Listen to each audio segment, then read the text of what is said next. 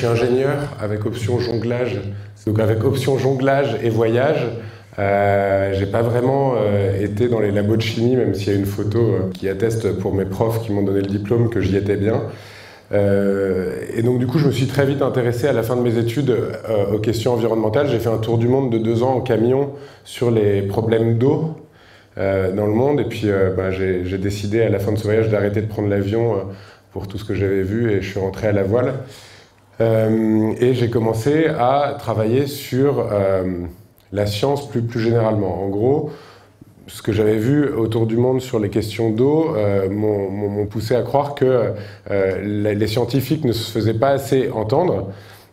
Et donc du coup, j'ai commencé à creuser et à me renseigner sur tous les sujets. Et quand on regarde juste les chiffres, en fait, il n'y a pas besoin d'avoir fait Polytechnique pour se rendre compte qu'il y a un petit souci. Bon, je ne vais pas tous les faire, mais vous voyez un peu l'idée. Juste pour vous donner un repère, là c'est 1750 à chaque fois. C'est 1750. Donc bon, tout ça vous pourrez les garder, je le laisse sur l'ordinateur. De toute manière, ça se trouve assez facilement sur Internet dès qu'on creuse. Et moi, il y a un sujet, donc du coup, je me suis dit, mais très bien, donc ces courbes, elles sont quand même assez claires. Et puis si jamais on zoome un tout petit peu sur les 20 dernières années, on voit qu'on n'est plus dans une courbe exponentielle, on est dans des courbes qui sont verticales, qui pointent vers l'infini et qui nous emmènent dans un mur certain. Et quand on parle de science, il y avait souvent cette question de savoir si on avait ou non passé le peak oil. Est-ce qu'on est là? Est-ce qu'on est après? En fait, on s'en fout un petit peu de savoir si on est avant ou après. De toute manière, en plus, ça dépend que de ce qu'ils veulent bien déclarer comme ressources avérées. Mais surtout, ce qui est important, c'est de savoir que c'est une gaussienne. Et une gaussienne, ça finit toujours par retomber. Et est-ce que ça tombera en 2150 ou en 2250? On s'en fiche. Ce qui est important, moi, ce qui m'a intéressé quand je me suis intéressé à tout ça, c'est de dézoomer un tout petit peu. C'est hyper dur de savoir ce que c'est qu'un milliard. 1 million de secondes, ça fait 11 jours. 1 milliard de minutes, 1 milliard de secondes, ça fait combien? Si 1 million de secondes, c'est 11 jours, 1 milliard de secondes, ça fait 30 ans. C'est juste pour se donner une idée du référentiel. On ne sait pas trop ce que c'est 1 milliard. Donc si 1 milliard d'années, c'est 1 kilomètre, alors la Terre, elle a 4,5 kilomètres. C'est exactement, c'est une présentation pour les Parisiens. C'est exactement ce qui sépare l'Arc de Triomphe de l'Arche de la Défense. Et donc, si 1 milliard d'années, c'est 1 kilomètre, alors 1 million d'années, c'est 1 mètre, et 1000 ans, c'est 1 millimètre. Nous, l'Homo sapiens, enfin, soi-disant sapiens, sommes arrivés sur Terre il y a 20 centimètres. Donc, on a déjà le pied, enfin, en tout cas mon pied, qui touche l'Arche de la Défense. Et on a découvert le pétrole il y a 0,15 mm. Là, on a le nez écrasé contre l'Arche de la Défense, on trouve un truc, et en 0,15 mm, on sort tout ce qui a mis 3,8 km à s'accumuler. Donc ça donne évidemment ces courbes-là. Et en fait, quand on dézoome, parce que c'est ça qui est intéressant, on est ça. On est un Dirac, on est un accident. Si notre société ne sait pas inventer autre chose que le pétrole pour se sustenter et pour créer... pour répondre à ses besoins, eh bien, nous sommes un accident. En fait, tout ça, moi, ça m'est venu comme une grande claque dans la figure quand j'ai lu, et en fait, j'ai lu ce bouquin parce qu'on l'a fait traduire. J'avais créé, donc, en 2010, une association qui s'appelait Biomimicry. Et donc, le biomimétisme, c'est le fait de s'inspirer de la nature. Parce que la nature a des technologies qui sont hyper efficaces, qui ne fonctionnent qu'avec l'énergie du soleil, qui ne savent pas produire de déchets, qui sont très résilientes. Et donc le biomimétisme, moi, m'a passionné. Je vous invite vraiment à lire ce bouquin. Alors c'est un gros pavé de 600 pages, mais j'y reviendrai à plusieurs reprises dans la présentation. Elle montre, Janine Benyus, ce que la nature a à nous offrir dans énormément de domaines, que ce soit les transports, la santé, l'éducation, la gestion des entreprises même, et l'agriculture. Et en fait, le premier chapitre, c'est le plus conséquent, c'est celui sur l'agriculture, et elle le clôt en disant « Si on est convaincu qu'il faut changer de paradigme, alors la première brique, le socle sur lequel ériger un nouveau modèle, c'est l'alimentation. » Donc moi, ça m'a fait complètement switcher et partir dans l'agriculture. J'y reviens dans quelques secondes. En fait, quand on regarde donc ce schéma, on se dit « Mais ok, donc est-ce qu'on veut n'avoir été qu'un accident, notre civilisation ?» Il y en a plusieurs qui se sont effondrés auparavant. Je vous invite aussi à lire le bouquin de Jared Diamond, qui a une quinzaine d'années et qui s'appelait Collapse. Et en fait, il y a beaucoup de scientifiques qui maintenant attestent. Claude Allègre n'a plus beaucoup de tribunes. Quand 15 000 scientifiques signent et re-signent et tirent la sonnette d'alarme dans tous les sens. Et même le secrétaire général de l'ONU, qui, à la fin de l'année dernière, donc secrétaire général de l'ONU, qui est quand même pas le plus gros altermondialiste, quoi. Enfin, c'est pas un gars qui est connu pour être militant. Il dit on a 2 ans, si on change pas d'orientation d'ici 2020, on risque des conséquences désastreuses et c'est vraiment une question de vie ou de mort. Alors une fois qu'on a dit ça, on se dit bon, ok, super, la nature est bien fichue. Moi, ça c'est une affiche que j'adore, que j'avais trouvée au Brésil il y a une quinzaine d'années et qui montre comme tout est lié. Il est marqué équilibre socio-ambiental, pensez bien avant de toucher.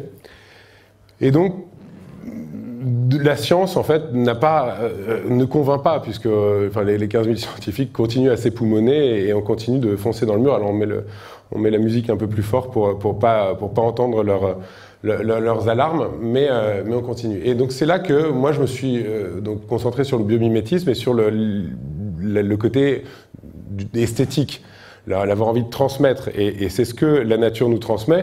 Et on voit que l'homme, dès qu'il s'inspire de la beauté de la nature, peut avoir des idées fabuleuses.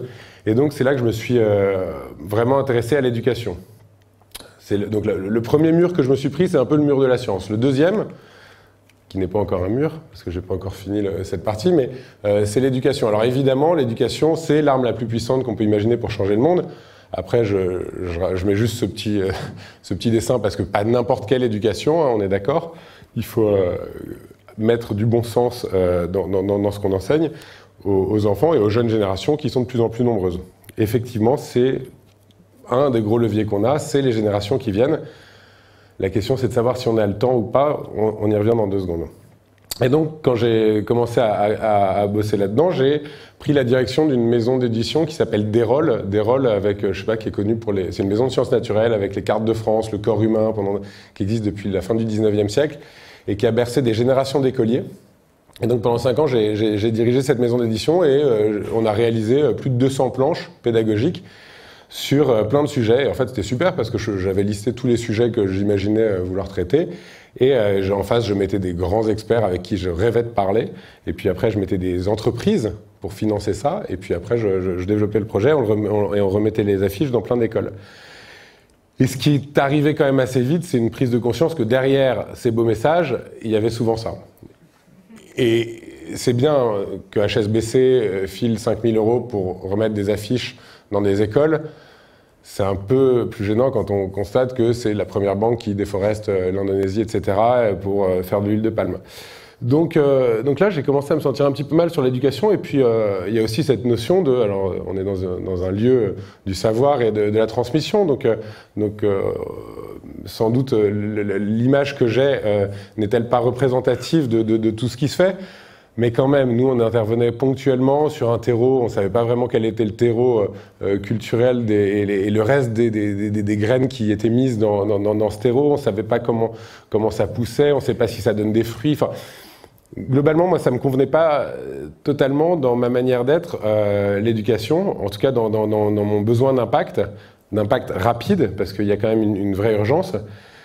Et puis, en fait, à force de parler de ces sujets-là, on a quand même beaucoup de gens qui nous disent « Ouais, mais bon, c'est loin, ouais, nous, on va bien. » Et puis quand même, consommer, c'est trop de la balle, quoi. Donc on se pose pas trop ces questions. Et puis, au-delà de ça, même, quand on essaye, grâce à la science, de ramener les gens un peu au bon sens, on a des trucs comme ça qui arrivent. Avec quand même le président de la première puissance mondiale qui comprend rien au dérèglement climatique et qui confond les marées et enfin en gros il dit il fait trop froid ici, ramenez-nous du chaud. Donc c'est un peu déprimant. Et puis en plus je vais un dernier coup sur l'éducation quand même, enfin en tout cas sur l'éducation, sur la pédagogie ou sur le fait que de s'imaginer que les hommes puissent être réceptifs à tous ces messages-là. Il y a un exemple qui est assez frappant, c'est celui du plastique, qui est quand même un fléau qu'on est en train de se prendre en pleine figure. Il y a 10 ans, on en parlait moins, mais là, c'est clair et limpide pour tout le monde. S'il y a plus de plastique dans les océans que de poissons, ça va commencer à être difficile pour nous. Et donc, il y a des gens qui rivalisent d'intelligence pour faire des super campagnes contre le plastoc, etc. C'est génial, on a vraiment l'impression que les choses bougent.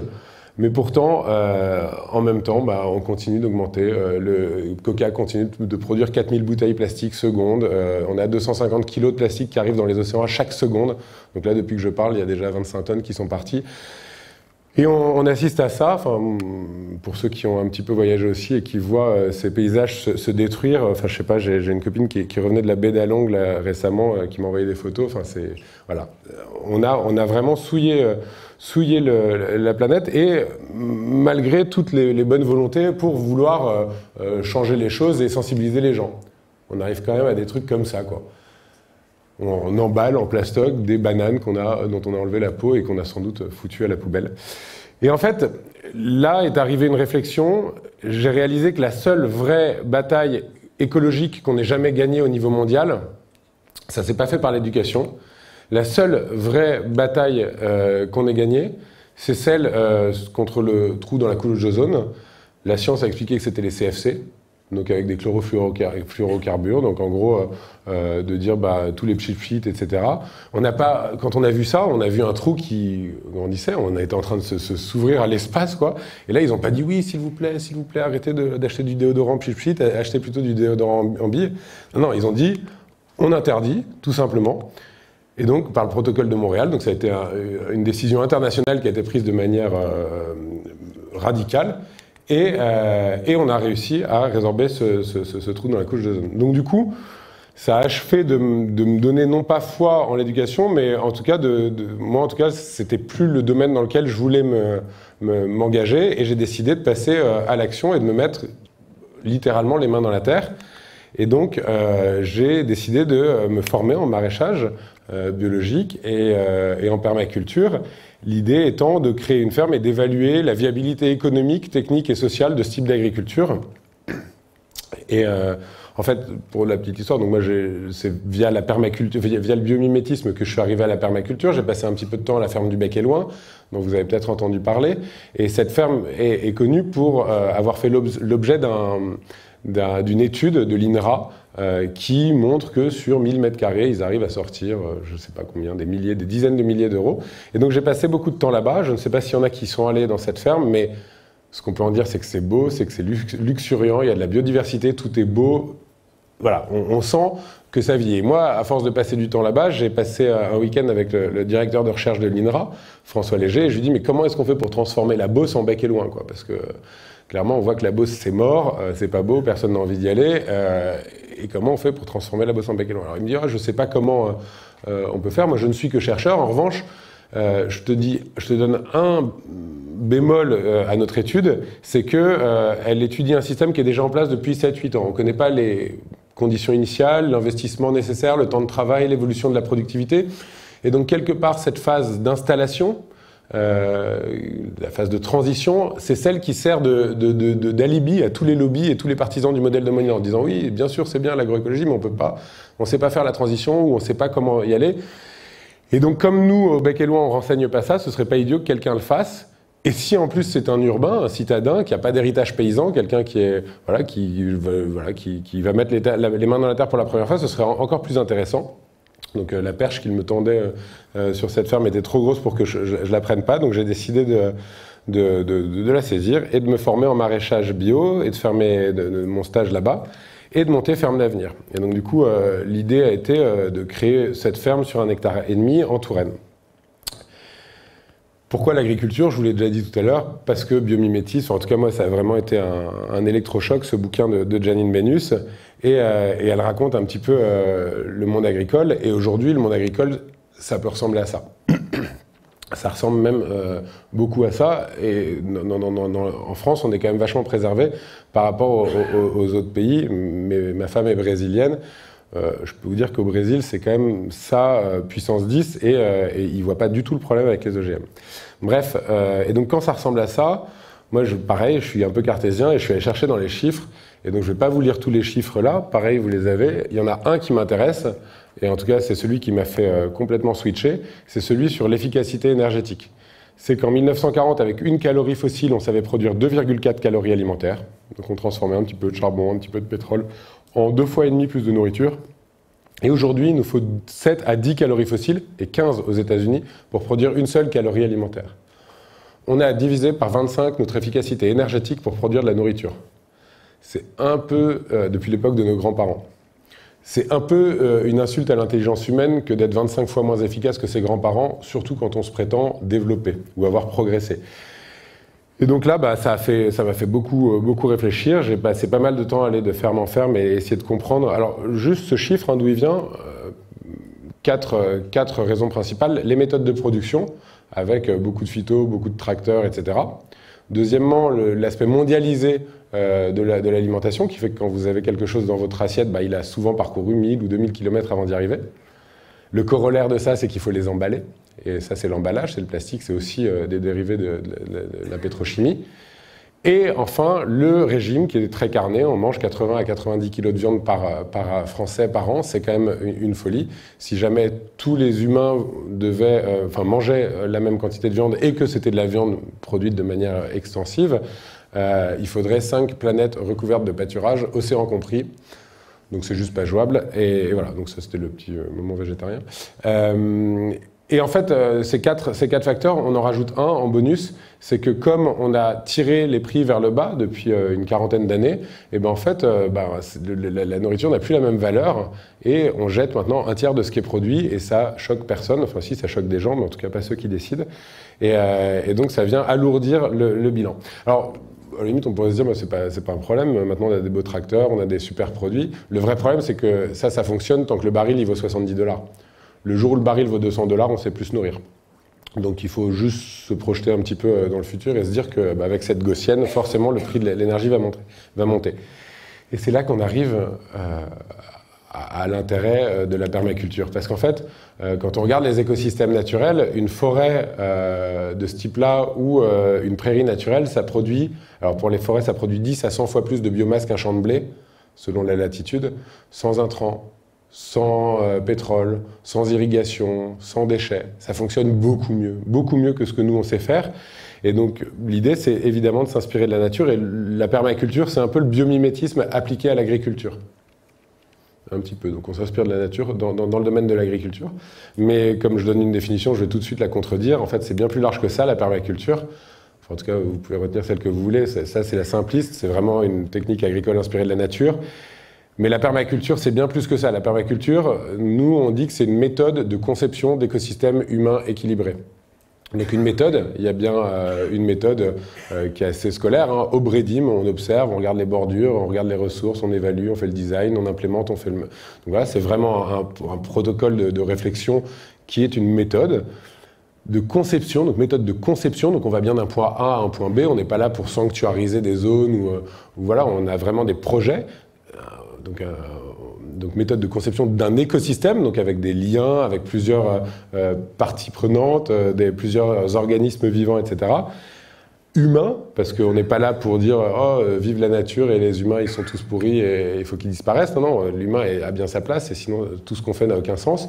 Et équilibré, parce que l'idée est évidemment d'être résilient. Alors, méthode de conception d'écosystèmes humains équilibrés, ça peut s'appliquer à la gestion d'une entreprise. Ça peut s'appliquer à un chantier participatif, on essaye, ou à une colonie de vacances, que sais-je. On peut faire de la permaculture dans plein de situations et dans plein de conditions. Moi, je pense que les permaculteurs en puissance qui s'ignorent, c'est les politiques, parce que quel plus beau challenge pour un élu que de faire du territoire qu'il administre un écosystème humain équilibré. Ça éviterait qu'il y ait trop de monde sur les ronds-points le week-end. Enfin, si on faisait un écosystème humain équilibré, si on réfléchissait de manière systémique à tout ça, eh bien, on aurait sans doute un avenir plus désirable. Et donc, c'est sur ces considérations-là qu'on a monté Ferme d'Avenir. Et donc, Ferme d'Avenir, c'est une association que j'ai quittée il y a 3 mois maintenant pour faire autre chose, je vous le raconte à la fin. C'est une association qui a maintenant 27 salariés, on a une dizaine de fermes, basiquement, on fait 4 types d'activités. On fait de la production, de la formation, du financement, et ce qu'on appelait avant de la sensibilisation, mais on trouve ça un peu mou, sensibiliser, alors on a dit on fait de l'influence. Et donc on a ces 4 pôles d'activité que je vais vous détailler un petit peu. On m'a dit que j'avais 1 heure, normalement je peux parler de 3 heures, donc du coup je vais aller un peu vite, mais il y aura un temps de questions après. Donc la production d'abord. La production, c'est marrant, donc, comme je vous disais, ma femme est brésilienne et au Brésil, il y a son frère qui m'a envoyé une photo dans un aéroport où la photo était inversée. Il y avait marqué « Vous en avez marre d'avoir un champ sale, utilisez nos produits, vous verrez, tout ira mieux ». Donc du coup, comme quoi, du point de vue où on se place, on n'est pas exactement au même niveau de conscience. Ça, c'est la ferme de la Bourdaissière. Il y a quelques mois qui séparent ces deux photos. L'idée, on est parti en disant on va prouver que l'agriculture naturelle est plus rentable que l'agriculture chimique. Et en fait, quelques mois après, on a dû revoir notre discours à l'aune de deux réalités. La première, c'est que nous, on n'imagine pas que tous les agriculteurs doivent bosser 70 heures semaine et être payés 500 balles par mois. Donc nous, quand on a fait cette ferme, on a dit les gens ils seront aux 35 heures, 39 heures peut-être, on paiera leurs heures sup, et puis ils ont au moins le SMIC. Il n'y a pas de raison que tous les métiers qui existent aient le droit à un SMIC, mais que les agriculteurs, les paysans, ce ne soit pas pour eux. Donc on a une ferme qu'on a montée aux 35 heures semaine, avec des gens payés au SMIC. Ça, c'est la première réalité qui a fait que, effectivement, à moins de vendre 25 € le kilo de tomates, c'est un petit peu compliqué. Et la deuxième réalité qui est la plus importante, c'est qu'en fait, on a dit, donc, prouver que l'agriculture naturelle est plus rentable que l'agriculture chimique. Et c'est là qu'on a un petit peu creusé sur le modèle économique de l'agriculture chimique. Et en fait, l'agriculture chimique n'est pas du tout, mais pas du tout rentable. En fait, elle est largement subventionnée de manière directe par la PAC, 10 milliards d'euros par an. Donc 1 million d'euros chaque heure pour rembourser les emprunts, pour payer les phytos, pour payer les tracteurs, etc. Donc elle est subventionnée de manière directe. Elle est subventionnée de manière indirecte, parce qu'en fait, quand tous les dégâts qu'elle fait, parce qu'elle fait les choses mal et donc à pas cher, en fait, c'est pour nos impôts. Quand on parle des algues vertes, c'est pour nos impôts. Quand on parle des inondations, il n'y a pas eu des inondations parce qu'il a plu, il y a eu des inondations parce que dans le champ dans le bassin de la Brie et de la Beauce, c'est labouré, il y a une semelle de compactage, donc l'eau elle rentre plus, elle s'infiltre plus. Un champ normalement cultivé en agroécologie, il absorbe 40 à 150 mm d'eau par heure. Là, les champs dont on parle, au bout de 2 mm, ils sont saturés, ça fait toile cirée et ça déborde. Donc c'est vraiment les agriculteurs qui sont responsables de ça, et en fait ça se répercute sur nos impôts ou sur nos polices d'assurance à nous. Parce qu'évidemment, les compagnies d'assurance, elles ne perdent pas d'argent. Mais du coup, on s'est dit, mais pourquoi est-ce qu'on va prouver que c'est plus rentable que l'agriculture chimique? L'agriculture chimique n'est pas rentable. Oui, donc excusez-moi, je m'embrouille. Donc, elle est subventionnée directement, indirectement. Et puis en plus, malgré ça, les mecs, ils bossent 70 heures semaine et il y a un agriculteur sur 3 qui gagne 350 € par mois. Donc ça ne fonctionne pas. Donc pourquoi est-ce que nous, on nous oblige à afficher un bilan économique favorable? Et juste pour achever cette volonté des partisans du modèle dominant, je disais, mais regardez, on prend nos deux modèles, et on fait varier le prix du pétrole, on double le prix du pétrole, vous êtes morts, nous, on est ultra compétitifs. Donc voilà, donc du coup, on s'est dit, maintenant, concentrons-nous sur la production et faisons des choses bien, bonnes, qui font du bien au territoire, et travaillons sur ça. Et donc, petit à petit, moi, j'ai passé donc 1 an vraiment les mains dedans. Et pendant cette année-là, j'ai mis beaucoup de temps dans l'administratif, la commercialisation, les achats, la communication, la veille, etc. Et je me disais, mais en fait, si je fais ce métier et que ça se prend 30% de mon temps sur une petite ferme, si jamais je faisais ça pour une dizaine de fermes, ça ne me prendrait pas 10 fois plus de temps et je serais peut-être plus efficace et on aurait plus de poids dans les négociations, on pourrait acheter mieux, etc., faire des économies d'échelle. Et donc c'est là que je me suis dit, mais en fait, il manque quelqu'un sur les territoires, il manque un maillon indispensable qui permette de faire le lien entre l'amont et l'aval, entre les opportunités de foncier et les porteurs de projets, entre les débouchés de filières qui... il y a 20% d'augmentation de la demande en bio local par an et il y a seulement 10% d'augmentation de l'offre. Donc il y a vraiment une autoroute là pour tous les entrepreneurs en agroécologie. Et donc du coup, on s'est dit, il manque un maillon sur le territoire et on a baptisé ça Payiculteur. C'est un peu un ingénieur de projet alimentaire territorial.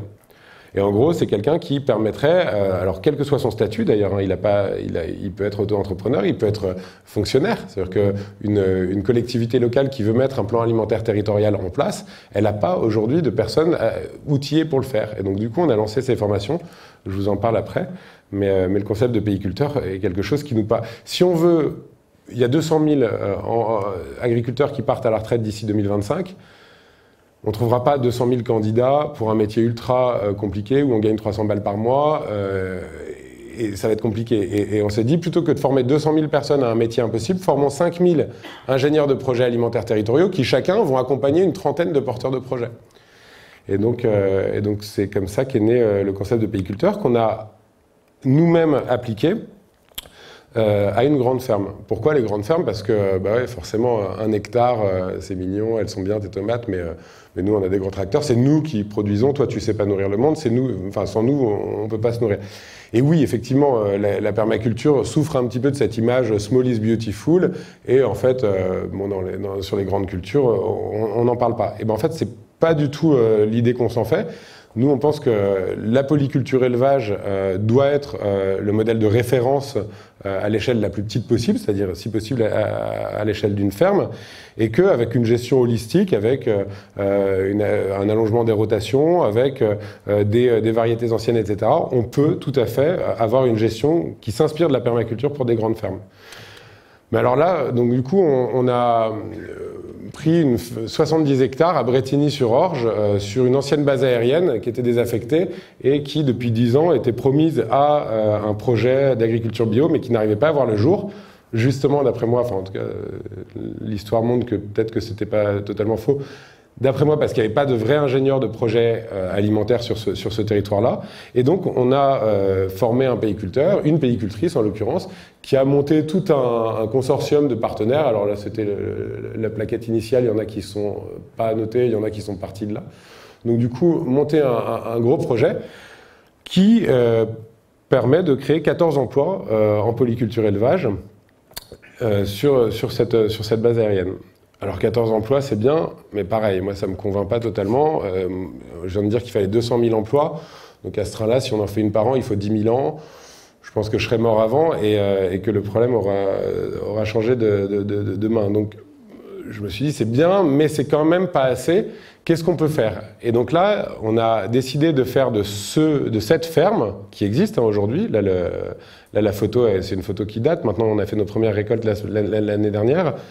On s'est dit, on va prendre cette ferme comme cœur d'un dispositif alimentaire territorial et on va créer un écosystème d'une centaine de fermes autour.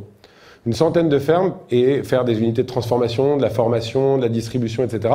Et créer 2000 emplois autour de cette ferme et donc de cet écosystème. Et ce projet, on l'a soumis à quelque chose qui s'appelle le PIA, donc le plan d'investissement d'avenir, c'est donc le grand emprunt. C'est les 1000 milliards qui ont été empruntés il y a quelques années et qu'ils sont en train d'investir petit à petit. Et donc ils avaient fait un appel à projet qui s'appelait TIGA, Territoire innovant de grande ambition. Et donc ils demandaient à des gens de dimensionner des projets, de dire voilà, vous avez sur votre territoire quelque chose d'innovant et de grande ambition, allez-y, proposez-le nous. Inutile de vous dire que la majorité des projets, c'est du smart grid, de la bétonisation, des trucs des high-tech, parce que ça fait kiffer tout le monde. Et nous, on a pris le parti de dire on va faire 100% agroécologie. On va juste faire un truc autour de l'agroécologie, on va présenter ce projet où on fait 2000 emplois, où on crée une centaine de fermes, et on va le présenter à l'État. Et donc on a remporté la première phase d'appel à candidature, ce qui fait qu'on a touché 400 000 € il y a 1 an pour affiner le projet qu'on remet dans 3 jours. C'est le 4 mai, donc ouais, dans 1 semaine. Et donc c'est un projet qui potentiellement va nous faire bénéficier de 75 millions d'euros d'investissement.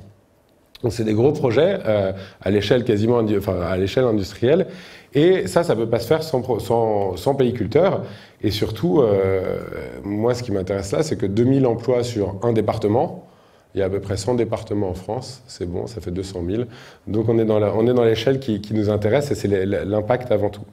Donc voilà, donc ça c'est pour vous parler un peu des grandes fermes. Maintenant on a une ferme. Donc oui. Et donc ce projet, un des critères de sélection in fine des dossiers, c'est que le projet soit réplicable. Alors plutôt que de dire oui, bah nous on l'a fait à Brétigny, vous pourriez le faire à Marseille, vous pourriez le faire à Toulouse ou que sais-je, on a dit bah, on va le faire nous-mêmes. Donc on a lancé 4 projets par ailleurs, équivalents à celui-ci, qu'on ait ou non cette enveloppe du grand emprunt. Et donc on a lancé ça en PACA, à Bordeaux, à Metz et en Normandie. Et donc on a 5 fermes de ce type-là qui sont en train de se monter. Et à chaque fois, c'est une vingtaine d'emplois locaux avec un écosystème hyper robuste sur le territoire.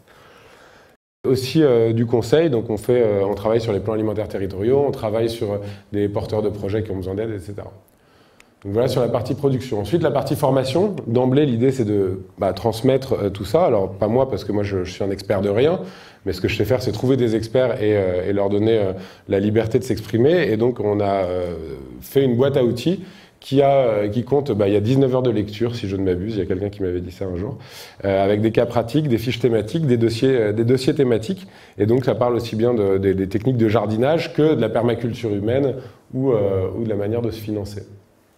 Et donc, formation, on a lancé... voilà, donc cette boîte à outils est visitée il y a 30 000 visiteurs uniques par mois, donc ça fonctionne bien.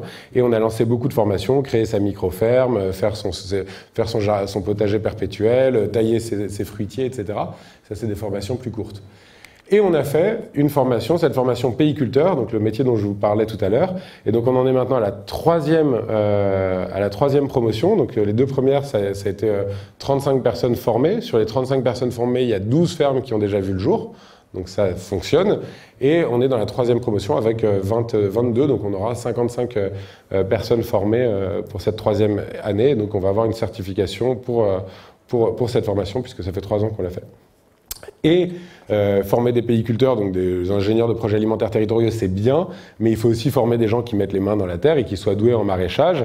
Et souvent, on a des collectivités qui nous appelaient ou des grands chefs qui disaient « Oui, j'ai un potager, est-ce que tu peux pas me trouver un super maraîcher ?» Je sais pas, moi, me porter garant de quelqu'un que j'ai pas vu travailler. Et c'est là qu'on a eu l'idée de relancer ce concept de compagnonnage sur le maraîchage. Et donc on a fait en 2017 avec 6 binômes sur 6 fermes. Et ils passaient 2 mois par ferme. Et donc on rémunérait les fermes hautes. Et cette année, on a décidé de rajouter une dimension. Moi, j'héberge des réfugiés depuis quelques temps chez moi. Et souvent, ils sont paysans, en fait. Et je me suis dit, mais en fait, donc on a regardé 40% des réfugiés se disent paysans ou en lien avec le monde paysan chez eux. Et on ne trouve pas mieux à faire que de les foutre porte de la chapelle dans des trucs de béton. Alors qu'en plus, on a besoin de gens pour aller travailler dans les champs. Et donc, du coup, on a lancé cette année le programme en binôme, un Français, un réfugié. Et donc, on a maintenant 15 binômes et on le lance sur l'élevage. Donc là, c'est maraîchage et on lance sur l'élevage à la fin de l'année. Donc voilà sur la partie formation. Ensuite, sur la partie financement, parce que forcément, c'est le nerf de tout ça. Et comme nous, on a des projets qui ne sont pas conventionnels, en fait, les banques conventionnelles, elles n'aiment pas. Parce que les banques conventionnelles ne financent que l'agriculture. Conventionnelle. Ok. Et non, mais d'ailleurs, on va juste se dire ensemble, on n'appelle plus ça l'agriculture conventionnelle parce que moi, j'ai jamais signé de convention, vous non plus. Juste pour la différencier, c'est de l'agriculture chimique et ultra mécanisée. VS de l'agriculture, VS de l'agroécologie. Donc, nous, on s'est dit, il faut absolument mettre en place des outils de financement. Et donc, quand je suis rentré de mon voyage autour du monde, j'avais rencontré beaucoup d'entrepreneurs qui, partout dans le monde, n'avaient pas accès au crédit. Et en fait, ils ne veulent pas de la charité, ils veulent vraiment un emprunt, un prêt. Et le seul prêt qu'on leur propose, c'est à des taux d'usure. Et donc, ça ne fonctionne pas. Et quand je suis rentré, donc c'était 2007, apparaissaient les premières plateformes de crowdfunding avec KissKissBankBank, My Major Company, etc., mais qui n'étaient que sur des projets culturels, artistiques, et surtout qui étaient sur du don, quoi. Et moi, je me suis dit, mais les mecs, au bout d'un moment, ils vont en avoir marre de donner, quoi. Enfin, c'est bien, c'est cool pour financer le tour du monde de son petit cousin, mais il y a un moment où on ne va pas donner indéfiniment, et surtout, pourquoi ne pas jouer avec les mêmes règles du jeu, pour ne pas dire les mêmes armes, que les banques? Et là, je me suis dit, moi, je vais faire une plateforme de crowdfunding où on prête, et où l'internaute sera rémunéré. Alors... Ça s'appelle attaquer le monopole bancaire. J'ai épuisé 3 avocats. Et le 4e a fini par m'amener, donc au bout de 5 ans, j'ai mis 5 ans pour monter Bluebees, et il a fini par m'amener en 2012 devant la Banque de France. Et par un subterfuge, il a réussi à valider le fait qu'on fasse du prêt rémunéré, ce qui nous a permis d'écrire un livre blanc qu'on a remis en 2013 à Fleur Pellerin, et ça a donné la loi Hamon qui a un peu cadré juridiquement les plateformes de financement participatif en ouvrant cette dimension prêt rémunéré. Donc Bluebees fonctionne bien, on a levé plus de 5 millions d'euros, là on a levé depuis le début du mois plus de 200 000 euros, donc on fait x2 chaque année maintenant. Ça fonctionne vachement bien, on fait du prêt à 2%, c'est 4 fois le livret A. Je dis ça, je dis rien. Et donc on a un projet qui a cassé pour l'instant sur les 200 qu'on a financés, donc finalement il n'y a pas trop de risques. Et en plus on sait ce qu'on finance et ça fait plaisir aux gens. Et puis on fait maintenant pas que du prêt, on a ouvert aussi au projet en don avec contrepartie. Et donc vous pouvez préacheter des récoltes ou aller passer une nuit dans une ferme si vous financez ces projets. Donc voilà, et puis un jour est arrivé, moi, un article de Télérama qu'on m'a envoyé qui disait FNSEA, monoculture intensive au JT. FNSEA, c'est donc le syndicat majoritaire, monoculture intensive au journal télévisé. On parle que des bonnets rouges. On parle que d'eux quand ils veulent pas faire des trucs, quand on leur demande de faire plus proprement. Ils sont pas contents, ils bloquent et tout. On parle que des agriculteurs qui balancent du fumier devant les préfectures. En tout cas, c'était le cas il y a 5 ans. Et moi, je me suis dit, mais c'est pas possible, quoi. Il faut absolument braquer les projecteurs sur les paysans de bon sens, quoi, sur ceux qui donnent envie, sur ma sœur qui est paysanne et qui fait des super produits, et qui est super heureuse, qui a un collectif. Ils ont leurs enfants, ils ont une école à la ferme. Je dis, il faut montrer ces alternatives-là, parce que c'est pas avec des bonnets rouges qu'on va réussir à convaincre les générations qui viennent. Et donc, je me suis débrouillé pour trouver des sous, et on a fait une première édition où on a remis 200 000 euros à 13 paysans, un par région. Et donc, on les a fait venir pendant la COP 21 en sandales ou en bottes sur le truc de l'UNESCO. Il n'y avait que des gars en costard-cravate, c'était super. Et beaucoup de gens ont témoigné, ont dit que c'était un des moments forts de la COP 21, en tout cas de voir tous ces paysans qui nous font manger et qui nous font du bien. Et donc on l'a remis en selle l'année suivante, puis l'année suivante, donc on en est à la 4e édition. On a remis 1,5 million en 4 ans. Le Crédit Agricole verse 50 000 euros par an pour son concours. Désolé, hein, il y a des gens forcément du Crédit Agricole, donc on parlera après. Non, mais en gros, l'idée, c'est d'essayer de montrer que les gens ont envie de ça, et force est de constater que ça fonctionne et que ça fait des super belles histoires. Donc ça, c'est sur la partie financement. Et enfin, pour terminer, la plus longue des parties, peut-être pas en tout cas, peut-être pas la plus simple, mais en tout cas, sur l'influence. Donc quand on influence, on a 2 publics. On a le grand public, dont je vais vous parler maintenant, et ensuite on a les décideurs, ce qui va occuper la fin de ma présentation. Donc pour influencer le grand public, c'est assez simple, hein. On met un Facebook, on fait des conférences, on écrit des bouquins. On a eu l'idée de faire le Tour Ferme d'Avenir. Moi, depuis que je suis jeune, j'organise des grosses fêtes, et j'aime bien, je me suis dit, je vais faire un festival itinérant de 3 mois, et on va faire 90 jours de festival, et en gros, on a fait 30 étapes de 3 jours, donc on est parti à vélo, enfin certains ont fait tout le tour à vélo, nous on avait plutôt des camions pour installer les chapiteaux, et donc tous les 3 jours, on déployait 4 chapiteaux, on mettait une cuisine, un camping, des douches solaires, des toilettes sèches, etc. Et on faisait le premier soir des conférences. On a eu Pierre Rabhi, Hulot, les Bourguignons, Desbrosses, tous les gens qui venaient nous parler d'agriculture. Donc le premier soir, conférence. Le deuxième soir, une agriculteuf, une fête quoi, pour faire la fête. Et le 3e jour, on projetait des films pour se remettre de la fête. Et au cours des 3 jours, évidemment, on visitait beaucoup de fermes. Il y a eu plus de 220 fermes visitées. Et donc, on a eu 500 bénévoles, on a eu 700 retombées presse. Donc, on a réussi notre pari, qui était de faire parler de l'agroécologie dans la presse. On a eu des pages dans Biba, dans les pages roses du Figaro, aux 20h de TF1. Donc, c'était l'objectif qu'on avait, donc ça a fonctionné. Et donc, on a eu des super moments. Donc je vous parlais des bouquins aussi. Donc on a fait un film l'année dernière qui s'appelle On a 20 ans pour changer le monde, qui est sorti en salle, et je l'ai sorti d'un petit bouquin chez Larousse qui vaut 3,95 €. Donc je ne fais pas de pub puisque je gagne rien là-dessus, mais l'idée c'était d'avoir un petit essai qu'on vende à côté des Fisherman Friend chez les Leclerc. Et donc ça a été la meilleure vente de Larousse l'année dernière. Ce qui ne veut pas dire que je gagne des sous dessus, mais voilà. Donc du coup, pas mal de bouquins. Donc dans l'équipe, il y a Linda qui a écrit Créer sa micro-ferme. J'ai fait un bouquin d'entretien avec pas mal de monde sur Regard croisé sur l'agroécologie, et Xavier Mathias qui explore la notion de permaculture même au niveau humain. Et on passe à la dernière partie, celle qui m'occupe mon temps, mon esprit, voilà, mes journées. C'est comment est-ce qu'on influence les politiques. Parce qu'en fait, l'idée de tout ça, c'est de dire, on voit bien que la science ne leur parle pas, l'éducation, en fait, ils se déresponsabilisent et ils disent, bon, faut éduquer vos enfants. On voit que quand on est dans l'action, même là, on n'arrive pas forcément à faire basculer le système. Et donc, il faut, à un moment, appuyer son discours sur des chiffres tangibles, sur des faits avérés. Et donc, on a décidé en 2016 de rédiger un plaidoyer Ferme d'Avenir qu'on a sorti fin 2016, enfin, au tout début de la campagne présidentielle. Et donc c'est quelque chose de 150 pages, c'est un rapport de 150 pages qui chiffre les externalités des agricultures et qui fait des propositions. Donc ce rapport, on l'a présenté devant 270 députés de la mandature précédente, on a recommencé depuis, et on fait une proposition de sortie du modèle ou de l'ornière en créant de l'emploi et des micro-fermes. Alors c'est le moment un tout petit peu interactif avant les questions, de la présentation. Je m'excuse, normalement il y a des polices d'écriture vachement jolies, mais j'ai pas eu le temps de les télécharger. Donc du coup, juste quels sont, d'après vous, et quand on est face à un député, quand on est face à un élu ou à quelqu'un qui est un assistant parlementaire, qu'est-ce qu'on lui dit? C'est quoi les gros impacts négatifs de l'agriculture industrielle et chimique? Ok, pollution des sols. Pardon? Les insectes, donc biodiversité. Donc en biodiversité, hein, il y a 4 minutes anxiogènes, mais c'est vous qui me fournissez la matière. Mais érosion de la biodiversité, on est dans la 6e extinction de masse des espèces. Elle est 10 000 fois plus rapide que la plus rapide des précédentes. Elle est essentiellement due, voire exclusivement due à nos impacts, et notamment à nos activités, et notamment l'agriculture. Donc on a perdu 80% des insectes en 30 ans en France. D'accord? Enfin, si on suit la courbe, dans quelques années, c'est fini. On a perdu 60% des animaux sauvages au niveau mondial en 44 ans.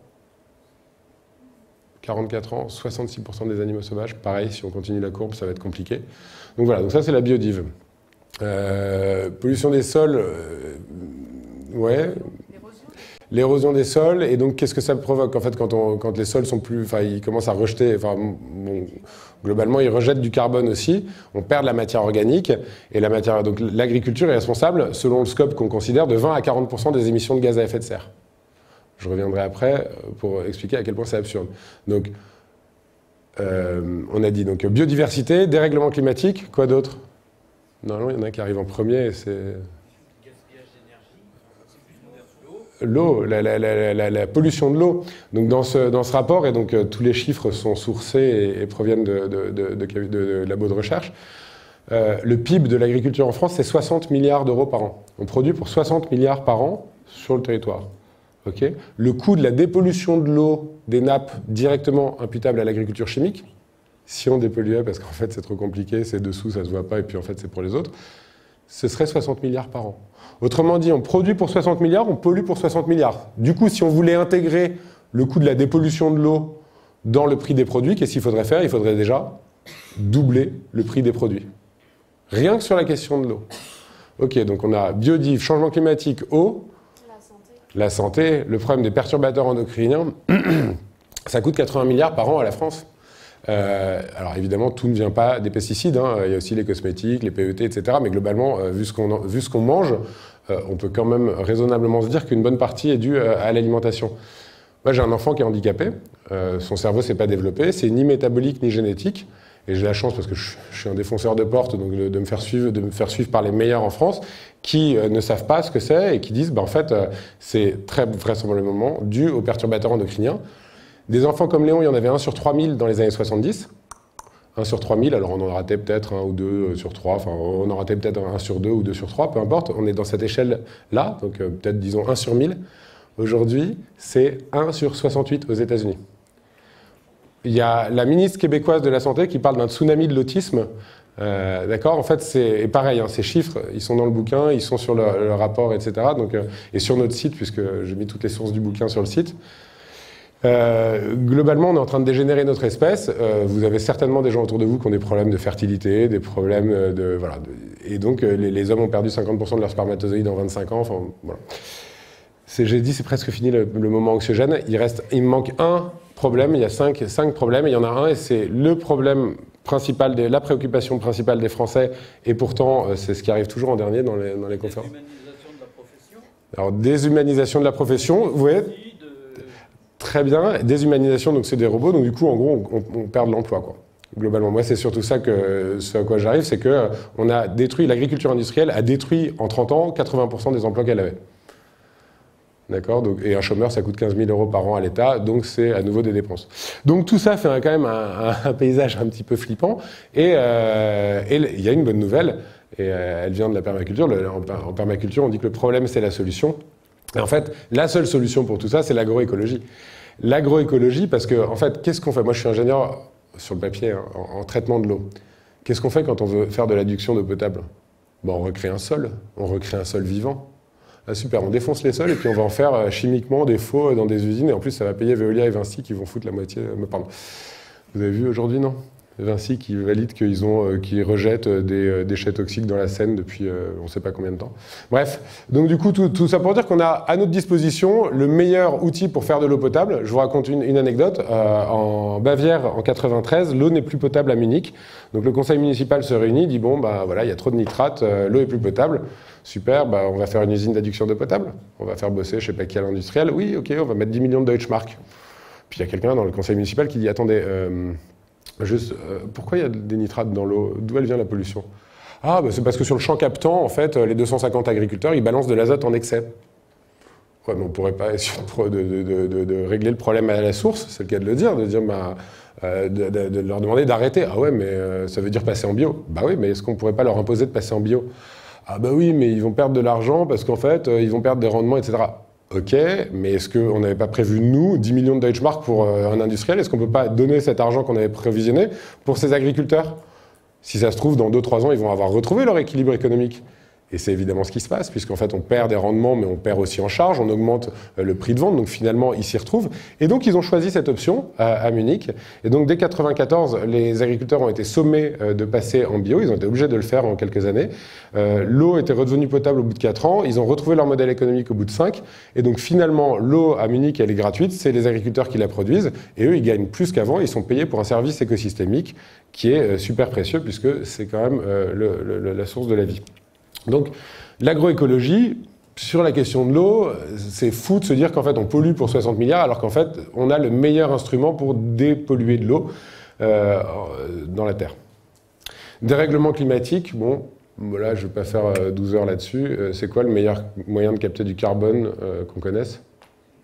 C'est la photosynthèse, les plantes. Donc, le seul secteur qui bosse avec ça est un secteur qui émet 3 fois plus que les autres. C'est aberrant totalement, donc il faut replanter des arbres.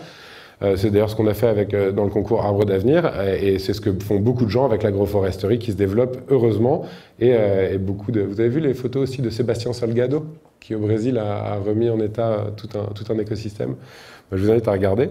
Bon, sur la biodiversité, pareil, hein, l'agriculteur, le paysan, c'est celui qui entretient l'écosystème. Hein, et je parlais tout à l'heure du bec et loin, il suffit de s'y rendre pour comprendre qu'en fait, là-bas, il n'y a pas de problème de biodiversité. Santé des populations, je vais vous épargner mon accent anglais, mais manger une pomme chaque jour, ça éloigne le docteur, un truc comme ça. Et donc on est, jusqu'à preuve du contraire, constitué de ce qu'on mange. Et moi, je sais pas, moi je mange bio, je suis jamais malade. Je vous invite à essayer à faire le test pendant 6 mois, et puis peut-être que vous ne reviendrez pas à une nourriture industrielle ou chimique. Et puis emploi, je vous parlais tout à l'heure du projet de Bretigny, dans lequel sur ces 70 hectares, on crée entre 12 et 15 emplois. Le projet concurrent, c'était un projet porté par le vice-président de la Chambre d'agriculture, qui avait proposé de faire du légume plein champ et de créer 0 emploi, parce qu'en fait, il a déjà les tracteurs, il a déjà le truc, donc il voulait prendre 70 hectares sans créer un emploi. Donc clairement, l'agroécologie emploiera plus de gens que l'agriculture industrielle. Et évidemment, dynamique des territoires, vous parliez tout à l'heure de déshumanisation. Vous traversez, vous êtes en zone rurale, les centres-bourgs, alors peut-être qu'en Vendée vous êtes un peu plus épargnés, mais il y a quand même des zones en France où c'est quand même catastrophique. Les vitrines sont chaulées, il n'y a plus de commerce, il n'y a plus personne. Ça fait plein de bâtiments vides, enfin, ça n'a aucun sens. Et donc du coup, l'agroécologie propose une solution à tout ça. Et donc, quand on a dit ça aux parlementaires, quand on dit ça aux élus, ils disent bon c'est bien et tout, mais concrètement, comment on passe de l'un à l'autre? Et là, je ne pensais pas dire ça un jour dans ma vie, mais j'ai découvert que le levier principal, c'était la comptabilité. Vous n'y croyez pas, ça? En fait, on compte mal. On compte mal parce qu'on compte que le capital financier. Et à ce tarif-là, un supertanker qui s'écrase sur nos côtes, ça fait du PIB, ça fait de la croissance, c'est bon pour l'économie. Notre-Dame de Paris qui flambe, ça fait du PIB, ça fait de la croissance, c'est bon pour l'économie. Même ils vont réussir à s'en sortir avec les touristes, je suis sûr ils vont faire plus de visites maintenant qu'avant. Bref, et donc on s'est dit, mais il faut absolument intégrer 2 autres capitaux dans les méthodes comptables, donc le capital naturel et le capital humain. et intégrer ça dans le compte de résultat et dans le bilan comptable. Je vous invite à lire une tribune de Claude Henry, qui est le président de l'IDRI, donc l'Institut du développement durable et des relations internationales, qui, quelques jours après la démission de Hulot, a fait une tribune en disant voilà les trois mesures urgentes à prendre pour sortir de l'ornière. Je vous passe la première. La seconde, c'était manger bio, de saison et pas de viande. Bon, je ne vais pas m'apesantir dessus. La troisième, elle est radicale. Il dit il faut déclarer en faillite toutes les entreprises dont le cœur d'activité est extractif. Pourquoi ? Parce qu'en fait, elles n'ont jamais fait figurer dans leur bilan, au passif, les ressources non renouvelables qu'elles extrayaient sans jamais penser à les reconstituer pour les générations futures.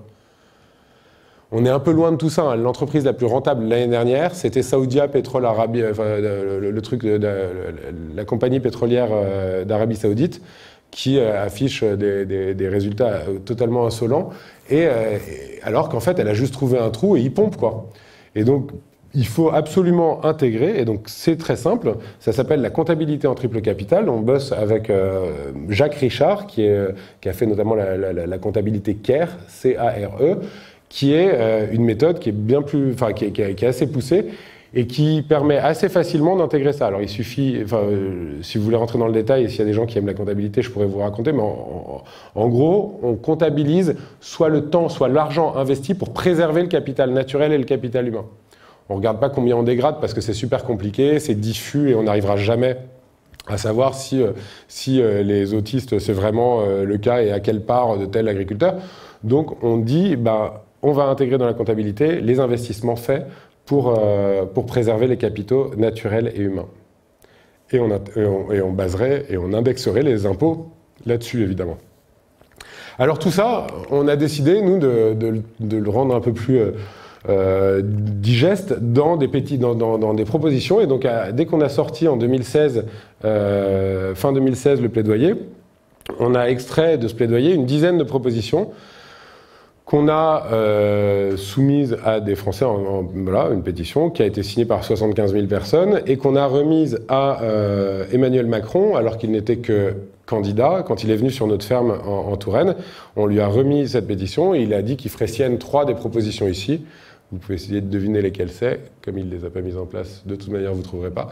Et donc du coup, de cette pétition, on a décidé, comme on voyait que ça n'allait pas beaucoup plus loin qu'une belle promesse, on s'est dit on va rentrer vraiment dans une phase de lobbying plus intense, et c'est là que moi j'ai commencé à partir de... Alors je suis très proche je faisais partie de la campagne avorté de Nicolas Hulot, et donc dès qu'il est devenu ministre, en gros, moi j'ai passé pas mal de temps à essayer de comprendre comment on pouvait faire des liens entre le ministère de la Transition et le ministère de l'Agriculture. J'ai participé aux États généraux de l'alimentation, et à ce titre-là, on a poussé et un peu creusé encore les propositions que je viens de montrer, et on a proposé 11 amendements qu'on a défendus. Et donc j'ai passé 6 mois à aller dans les ministères, dans les permanences, à l'Assemblée, etc. Et sur les 11, il y en a un qui est passé. Il y en a un qui est passé, et donc moi j'étais content, je sable le champagne, parce que c'est demander c'est la première marche, hein, on n'est pas en train de faire la révolution, hein, je vous rassure, demander la remise d'un rapport gouvernemental sur les modalités d'évaluation des services écosystémiques rendus par les agriculteurs et les modèles de rémunération qui pourraient y être adossés. C'est ce dont je vous parlais, c'est en gros dire si l'agriculteur il arrête de mettre de l'azote, en fait il va économiser des dépenses d'eau, des dépenses d'adduction d'eau potable, donc du coup on va pouvoir lui passer une partie de cette enveloppe. On était trop contents, donc ça passe. On était trop contents jusqu'à ce que... Tadam, le Conseil constitutionnel, 9 personnes, pas élues, qui se saisissent elles-mêmes ou il suffit d'un sénateur LR pour les saisir, et qui prennent le texte. Et qui le rabotent. Et donc sur je ne sais plus combien d'amendements qu'il y avait, il y a eu une charrette d'une vingtaine d'amendements qui ont été retoqués pour motif d'être des cavaliers législatifs, c'est-à-dire qu'en fait ça n'a pas de rapport soi-disant avec la loi. Donc on a épluché en fait la loi et on a regardé les mesures censurées. En face de chaque mesure censurée, on a montré qu'il y avait au moins une mesure non censurée qui présentait le même biais. Donc en gros, c'est totalement fallacieux. En plus, ils sont obligés normalement de rendre public les noms des personnes qui sont venues faire du lobbying par la porte étroite, et ils ne le font pas. Ils sont censés aussi remettre les documents qui leur sont adressés à ces moments-là. Ils ne le font pas. Donc j'avais écrit un texte qui s'appelait « Anticonstitutionnellement ». Ça me faisait marrer d'écrire ce mot dans son contexte pour une fois, et puis en terminant en disant « Anticonstitutionnel vous-même ». Et en fait, on va se battre parce qu'on va repasser un projet de loi avec l'ensemble des articles censurés, et ça va être un paquet de lois ad hoc. Donc en fait, on montre que la science, bon, c'est ceux qui y croient, enfin il y a ceux qui y croient et puis les autres, et puis ceux qui sont au pouvoir, on ne sait pas s'ils y croient ou pas. L'éducation, c'est bien, mais c'est peut-être pas assez rapide, et quelque part, ça déresponsabilise les générations présentes. L'action, ben, on se trouve face à des multinationales qui ont 2000 lobbyistes à temps plein. Enfin, l'agrochimie, c'est 2000 lobbyistes à temps plein à Bruxelles. Il y a 2000 mecs qui bossent à temps plein à Bruxelles pour passer des lois qui sont favorables à leurs industries. Donc nous, on fait du lobbying, on est content, mais on est je sais pas combien de citoyens à faire ça pour le compte d'associations. C'est bien, mais on fait pas le poids. Donc on voit que donc sur l'action, pas forcément. Sur le lobbying, même quand on arrive à faire bien le boulot, à convaincre des parlementaires, à faire voter une loi et à passer un amendement à sabler le champagne, eh ben, il y a quand même un problème au niveau de nos institutions, avec un cheval de Troie de l'exécutif au sein du législatif. Et donc là, je dis, bah, moi je jette l'éponge, et alors quoi. Et alors quoi? Alors, bah, si on en arrive là, je me dis, il faut changer les institutions. Bah, tout de même, on a essayé. Donc, vous pouvez applaudir si vous voulez, mais après, le dire, je ne suis pas le seul à le dire. La question, c'est comment on fait. Et alors, comment on fait? Ben, j'ai eu, il y a quelques temps, voilà, moi, j'ai préparé ma sortie de Ferme d'Avenir un an avant, en disant, bon, qu'est-ce que je fais après? Comment est-ce qu'on fait les choses? J'avais, comme je vous l'ai dit, participé à une tentative avec Nicolas Hulot, et elle a été avortée un peu tôt, donc je me dis, mais comment on fait? Et c'est là que j'ai fait, le 31 janvier, donc c'est quand même relativement récent, une conférence devant 400 élèves dans une école d'ingénieurs à Toulouse. Et je leur raconte un petit peu ce que je viens de vous raconter là. Et je leur dis, j'ai une idée, et si on faisait un mouvement de lobby citoyen? Et si on créait ce mouvement de lobby citoyen ensemble? Est-ce que vous seriez motivés? Et là, l'ensemble de l'amphi qui lève la main, donc moi j'ai des frissons, je fais mais c'est cool, vous êtes gentil, c'est bien, mais vous avez le temps de m'aider. Et puis je dis combien sont motivés et ont le temps? Il n'y a que 100 personnes qui baissent le bras, donc je fais mais putain, il reste 400 personnes, mais on va avancer vite quoi. Et donc on a passé jusqu'à 3 h du mat à refaire le monde et à essayer de trouver des pistes. Et puis quelques jours après, ils m'ont dit, bah écoute, quelqu'un m'a dit, je fais partie d'une assoce qui s'appelle Together for Earth. En gros, on relie toutes les associations étudiantes engagées, et donc on les réunit toutes à Polytechnique dans une semaine, et on nous a dit ce que tu avais dit à Toulouse, viens raconter ça, t'as les 70 présidents d'asso d'étudiants. Et donc du coup, je prépare un truc, et je refais le même pitch, et à la fin, bah, j'ai 14 élèves qui disent « Ok, je démissionne de mon stage, ok, je renonce à mon diplôme, ok, et ils disent « Je suis à plein temps », et on avance. Et donc on a... Dès le 9 février, commencé à faire ça. Le 15 février, on sortait une vidéo en disant « On est, nous, bouillants, on va monter ce mouvement de lobby citoyen et venez nous rejoindre ». On a reçu 800 candidatures, enfin maintenant on a plus de 1000, mais on a reçu en une semaine 800 candidatures de gens qui étaient prêts à démissionner du système, en fait, et à dire « Ok, plutôt que de faire mon stage », parce que c'est ça l'idée aussi, les étudiants en fin d'études, désolé, là je suis dans une école, ils vont me pourrir, mais en gros... autant les élèves qui font les collégiens ou les lycéens qui font la grève, ils font la grève de l'école, et donc ils se privent du savoir que potentiellement l'école pourrait leur donner. Je dis potentiellement que l'école peut leur donner. Là, quand on fait la grève de son stage, on refuse de mettre son temps, son énergie chez Total, chez Areva, chez BNP. Enfin, en tout cas, l'école dans laquelle j'étais, c'était plutôt ça le genre de stage. Et les mecs étaient super. Alors, ils m'ont dit, on est déter, quoi. Alors, j'ai appris des nouveaux mots avec eux, mais on est déter. Et on se frite avec nos parents parce qu'ils trouvent pas ça bien. Mais t'inquiète, on va justement leur prouver qu'on a raison et qu'on va réussir à changer le monde. Et donc, on a beaucoup travaillé depuis, puisque maintenant il y a 50 personnes à plein temps qui sont tous volontaires, bénévoles. Et donc, on a défini une gouvernance collective avec un super organisme qui s'appelle l'Université du Nous. Et en gros, c'est une gouvernance hyper partagée. Donc, c'est horizontale de manière organique, il y a une saine verticalité, hein, on n'est pas ni Nuit debout, ni les Gilets jaunes, il y a une saine verticalité dans une horizontalité organique. Et en gros, notre raison d'être, elle est écrite là. Donc elle a pour ambition, donc ça s'appelle La Bascule, ça a pour ambition de faire émerger un nouveau modèle de société dans le respect de la nature et de l'humain, grâce à l'intelligence collective, la coopération et grâce aux expériences existantes dans leur diversité. Et elle compte accélérer la transition démocratique, écologique et sociale en réunissant les moyens humains et financiers disponibles afin de propulser, catalyser et relier les initiatives engagées en ce sens. L'idée, c'est qu'il y a beaucoup... L'idée, c'est pas de dire « ouais, on va faire un nouveau truc ». Non, non, on va essayer de faire reliance. Et il y a une subtilité que j'aurais jamais imaginée, moi, si j'avais eu à imaginer ce projet tout seul, c'est le côté transition démocratique. En fait, je suis maintenant convaincu qu'il n'y aura jamais de transition écologique, enfin, on ne pourra jamais avoir de transition écologique ni sociale si on n'a pas une profonde transition démocratique qui s'opère. On n'est plus représenté, on le voit très bien, et une des propositions qu'on porte depuis le début de La Bascule, donc on le fait avec Démocratie ouverte, c'est de demander une assemblée citoyenne. Il a parlé ou pas, le chef, aujourd'hui, ce soir ? Il était censé faire ses... Ah non, c'est demain, pardon. C'est demain, ouais. Et bien demain, vous verrez, il annonce normalement la création d'une assemblée citoyenne de 300 citoyens tirés au sort pour travailler sur la transition écologique. Donc on a réussi à faire passer ça à ses oreilles et c'est un des projets qu'on porte. Et on pense que sans faire... Nous, on dit qu'on est un lobby citoyen.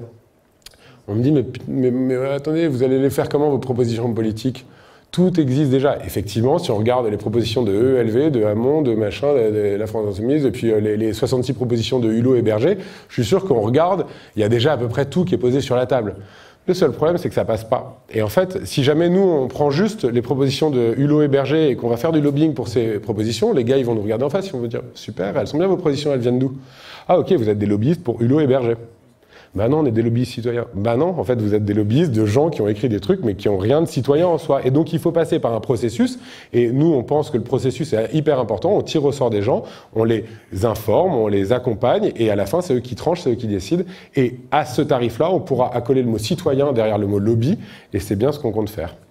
Et donc du coup, je vous disais, on travaille, on a monté un paquet de groupes de travail, vous pouvez aller voir sur le site internet, et tout est explicité, où on explique la raison d'être de chacun des groupes de travail et les livrables qu'ils s'engagent à tenter de produire. Et le côté rigolo, c'est que, en fait, moi, quand ces étudiants m'ont dit « oui, on part » et tout, je dormais mal, je me disais « putain, mais il y a 50 étudiants qui vont... et comment ils vont vivre? Il faut bien qu'ils payent un loyer, qu'ils payent leur nourriture. » Et je me dis « mais c'est pas possible, il faut au moins que moi je me démerde pour les aider là-dessus. » Et on a trouvé un truc complètement fou, c'est une clinique désaffectée à Pontivy, donc de 150 chambres, désaffectée depuis 9 ans, où il n'y avait rien, et on a trouvé ça en une semaine. La semaine d'après, on débarquait à 50 paires de bras, on a tout vidé, et on a sorti 15 bennes, et on a installé, vous voyez, des salles de travail. Ça a été posé hier, La Bascule, c'était marqué centre unité de, je sais plus quoi, de soins... Pardon ? Ouais, c'est un truc de grands malades et ça. C'est nous les grands malades maintenant. Et donc là, vous voyez, on a planté. On est autonome en électricité parce qu'on a un partenaire qui nous a. Ça, c'est ce qu'ils mettent normalement dans les zones sinistrées après un séisme ou quoi. Ils arrivent avec un container et tout ça, ça tient dans ce petit container-là.